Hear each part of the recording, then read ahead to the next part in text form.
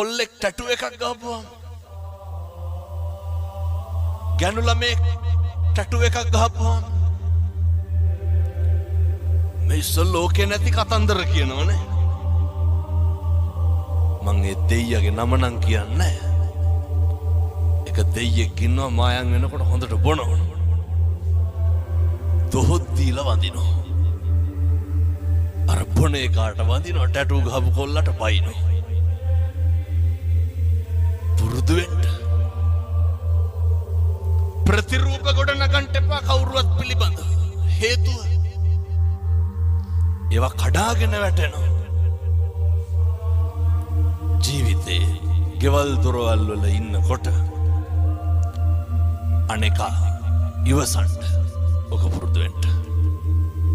හෙට ඉඳන් ඔක පුරුදු වෙමු. එක වචනයක්වත් කියන්න එපා කාගේවත් හිතක් රිදෙන්න. ඊළඟට දුක සැප උගන්වනවනේ.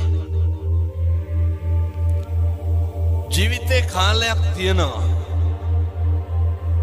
අපේ බුදුහාමුදුරු අනේ පිට සිටුතුමාගෙන් බිම්බිසාර රජුරුවන්ගෙන් විශාඛාවගෙන් කොසල් රජුරුවන්ගෙන් මේ මණික් අල්ලපු කුටිවල වැඩ හිටියේනේ. එහෙමනේ. අවසානයේ වේරංජාවේ වැස්වසුවට පස්සේ යවහල් වළඳන්න උනේ නැත්. මේවා හරි. ඒ කියන්නේ දුක සැප ලෝකේ එති යති පෙරලිනේ. මේක සමබර වෙන්න ඕනේ. කම්පා වෙන්න නරකයි දුක් වෙනවා කියලා. බුදුරු දුක් වුණාද? නැහැ. සමහර අම්මලා තාත්තලා කියනවා මෙතන කවුරුත් නම් එහෙම කියන්නේ නැතුව ඇති. ඔය මෙරිලවත් යනවා නම් කියලා කියන්නේ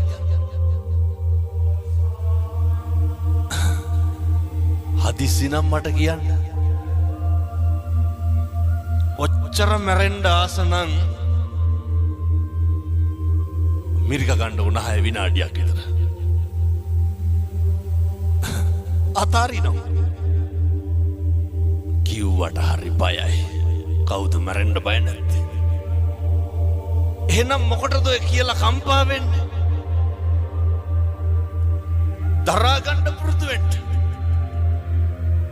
ඒකට නෙමේ ධර්මයක් තියෙන්නේ. අපි දරාගෙන ඉන්නේ මොකෙන්ද? ධර්මයෙන්. දුක් විඳින අපිට සැප විඳින්න වෙයි. සැප විඳින අපිට දුක් විඳින්න වෙයි. ජීවිතේ දවසක් එනවා. මරණානුස්සති කමඨහං දේශනාවේ බුදුහාමුදුරුවෝ උගන්වනවා. ඔය මේ ඉඳගෙන ඉන්න විදිහට නෙමෙයි සමහර විට හෙට ඉන්න වෙන්නේ. ඒ හින්දා දරා ගන්න පුරුදු වෙන්න. අර මතකද දැන් අවුරුදු 2ක් විතර ඇති. දක්ෂ ව්‍යාපාරිකයෙක් තාත්තා කෙනෙක් කෝටි ගාණක බිස්නස් එකකට එළියට බැස්සා. බහිනකොට ගෙදර හිටපු පොඩි එකා ගල් කැටයක් අරගෙන කාර් එකේ අතුල්ලනවා. තාත්තා ඩිකිය ඇරලා ඩිකියට දැම්මේ බ්‍රීෆ් කේස් එක. ඩිකිය තිබ්බා වීල් බ්‍රෂ් එක. පොඩි එකා ගල් කැටෙන් අතුල්ලනවා කාර් එක. කේන්තිය කොච්චර ආවද කියනවා නම් අර වීල් බ්‍රෂ් එක අරගෙන කොල්ලට ගැහුවා. දමලා ගැහුවා. පොඩි එකා කරන සමහරක් දේවල් දිහා බලලා සතුටු වෙලා නැද්ද තාත්තලා? එහෙමනේ. ප්‍රතිරූප ගොඩ නගන්න එපා. මේ වචනේ නම් කියන්න පුළුවන් පැය 4ක් විතර. මේවා හරි මධ්‍යස්ත වෙන්න. දුකක් ඇති වෙනවා නම් පින්නතුනේ, ප්‍රශ්නයක් ඇති වෙනවා නම් මැදිහත් නොවීමේ නිසා නෙමෙයිද? අර පොඩි එකා මොකක්ද අර කාර් එකේ ඇඳලා තිබ්බේ? කොල්ල ගල් කැටයක් අරගෙන කාර් එකේ ලියලා තිබ්බා. මම මගේ තාත්තට ගොඩක් ආදරෙයි කියලා. පුරුදු වෙන්න ඉවසන්න. තප්පර 30ක් ඉවසලා බෙල්ල හරවලා බැලුවනම් ගහයිද ගල් කැටේ වීල් බ්‍රෂ් එකේ. මම මගේ තාත්තට ආදරෙයි කියලා ලියලා තිබ්බේ.